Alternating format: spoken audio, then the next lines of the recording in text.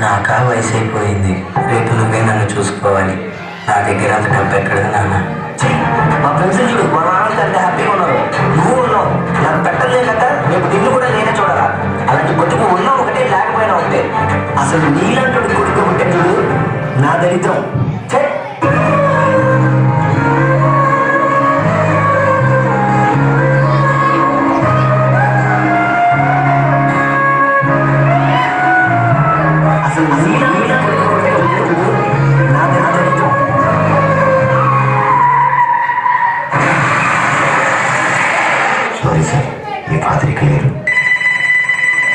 మీ నాన్నగారు మీ పేరు మీద 5 లక్షల పాలసీ తీసుకున్నారు, కలెక్ట్ చేసుకోండి.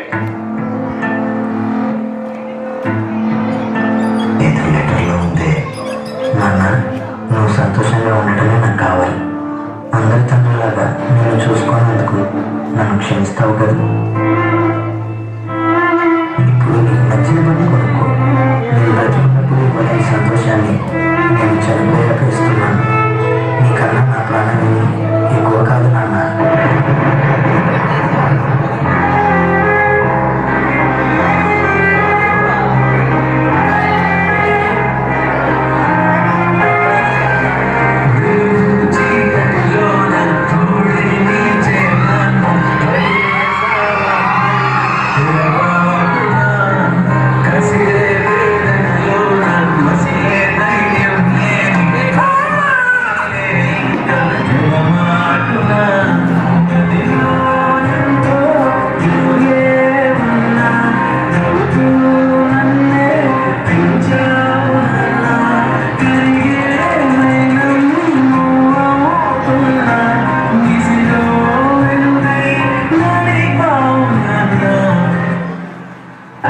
నీకు మీ అమ్మ అంటే ఇష్టమా, నాన్నంటే ఇష్టమా? నాకు అమ్మే ఇష్టం రా. ఎందుకంటే 9 నెలలు మోసి జన్మనిచ్చింది. అందుకే నాన్నకంటే కొంచెం అమ్మే ఎక్కువ ఇష్టం. నాన్న ఎందుకో వెనకపడ్డాడు. అమ్మ 9 నెలలు మోస్తే నాన్న 25. రెండు సమానమే అయినా నాన్న ఎందుకో ఫోన్లోనూ అమ్మపేదే. దెబ్బ తగిలినప్పుడు అమ్మ అని పిలవడే. మిగతా అప్పుడు గుర్తు రానందుకు నాన్న ఎప్పుడైనా బాధపడ్డాడా? పిల్లల ప్రేమను పొందడంలో తరతరాలుగా నాన్న ఎందుకో వెనకపడ్డాడు. అమ్మకి మాకు బీరువా నిండా రంగురంగుల చీరలు బట్టలు, నాన్న బట్టలకు దండెం కూడా నీడలు.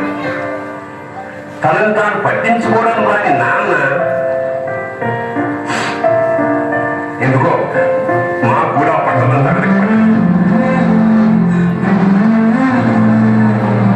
అమ్మకి అన్న కొన్నో బంగారు నగలు, నాన్నకి బంగారం చున్న పట్టు పంచొకటి. కుటుంబం కోసం ఎంత చేసినా తగిన గుర్తింపు తెచ్చుకోవడంలో నాన్న ఎంతో పాపం బాధాడు. ఇష్టమైన కూరాజీకి పిల్లలు మొత్తం తినేస్తే ఆ పూటకి పచ్చడి మెతుకులతోనే ఇష్టంగా తినే నాన్న. ఇద్దరి ప్రేమ ఒకటే అయినా మా అమ్మ కంటే నాన్న చాలా వెనకబడ్డాడు. నాన్న ఇలా వెనకబడిపోవడానికి కారణం ఆయన మా అందరికీ వెన్నెముక కావడమే.